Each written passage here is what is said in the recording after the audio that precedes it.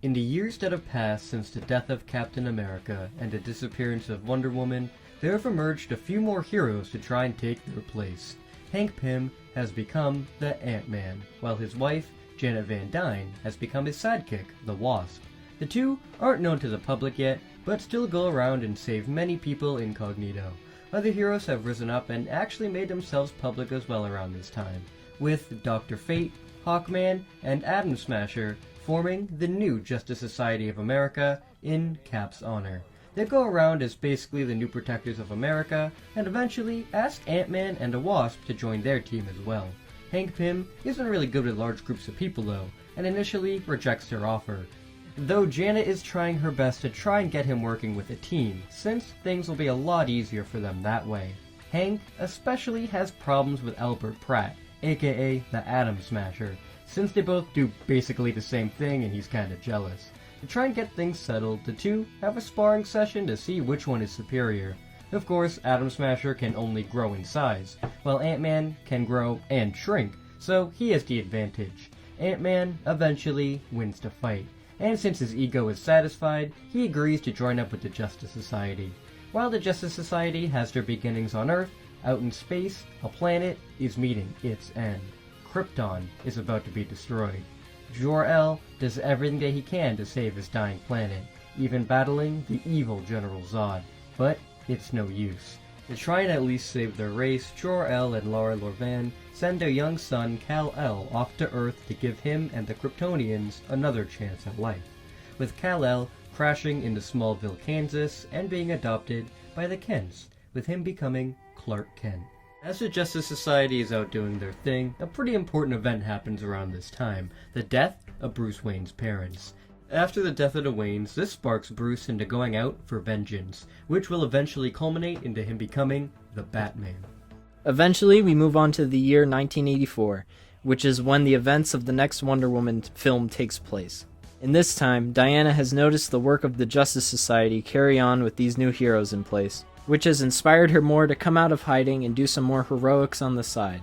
She doesn't get very involved with things as she did during both World Wars, but just becomes a hero who shows up to do good and then hides away. The main events of Wonder Woman 1984 pretty much happen as they do normally, Unfortunately, with the only huge change coming from the film's climax, with Max Lord televising his wish abilities to the whole world. This gets a whole lot of eyes on the chaos that is happening, with the Justice Society noticing all of the nukes being launched into the air and the destruction of the world seeming imminent. The team makes their last stand, separating out to stop as many nukes as they can. Most of the Justice Society is able to take out the nukes that they see, with Wasp being the only one having trouble with hers. Ant-Man joins in to try and help, but this nuke isn't going to be taken care of so easily. Wasp decides that she needs to shrink between the molecules to save them all, with Hank pleading for her not to. Wasp says she loves him and goes subatomic inside the missile. And right as she shrinks down, the missile disappears. Ant-Man flies down, not understanding what happened, as Hawkman swoops down to save him. The Society wonders what just happened. Why is all the chaos disappearing? They discover that Wonder Woman reappeared after decades and somehow managed to convince the world to renounce their wishes. so fucking stupid, bro. I hate that movie. Once Hank realizes that Janet basically died for nothing, he loses it. He is hysterical and completely gives up on heroism. He ditches his Ant-Man costume and leaves the Justice Society, attempting to spend the rest of his days finding a way to save Janet from the quantum realm. The whole incident leaves the Society scarred, and Janet's death leads to the team disbanding, leaving the world once again without its heroes. However, the whole Max Lord Wish incident did open the eyes of many, in particular, S.H.I.E.L.D. to the likes of superhumans.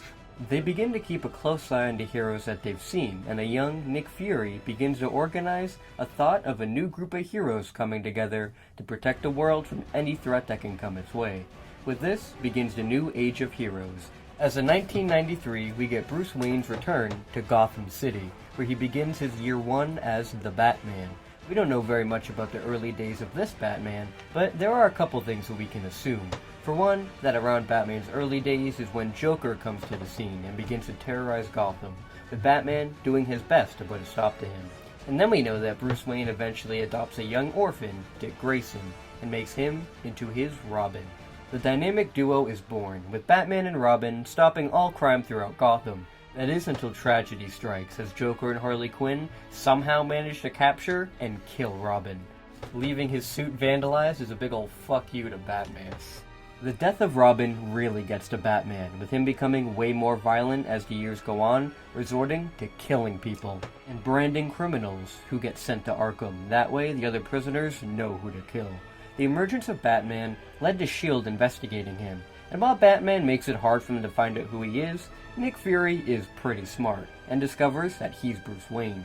He doesn't out him or anything as being Batman, but he just writes his name down for consideration on the team he wants to put together.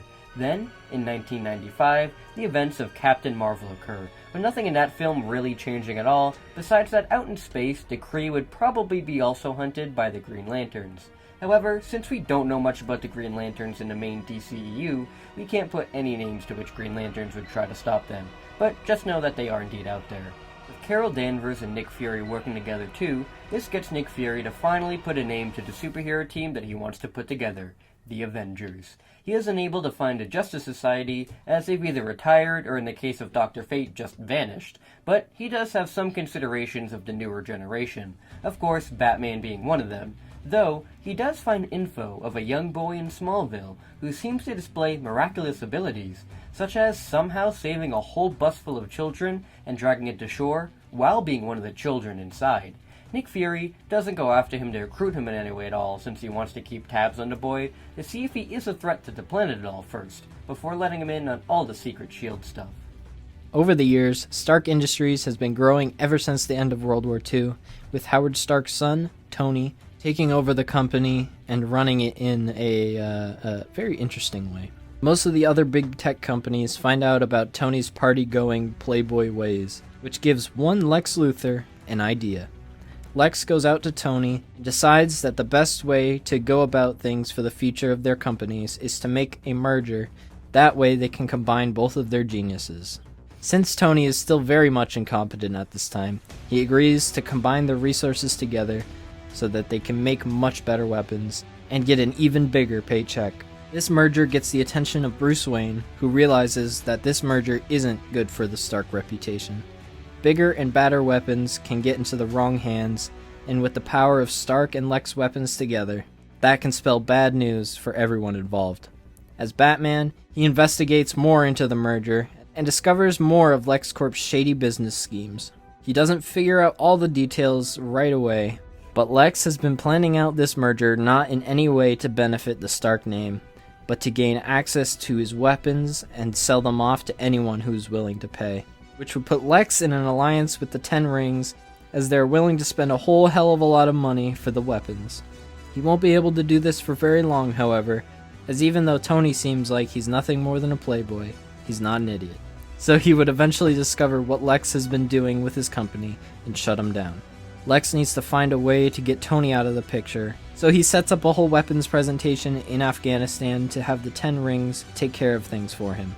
While Batman doesn't discover much of what Lex is planning, he figures out about the ploy to off Tony, so he figures he needs to be there at the presentation himself and do what he can to go undercover against LexCorp and try to save Tony.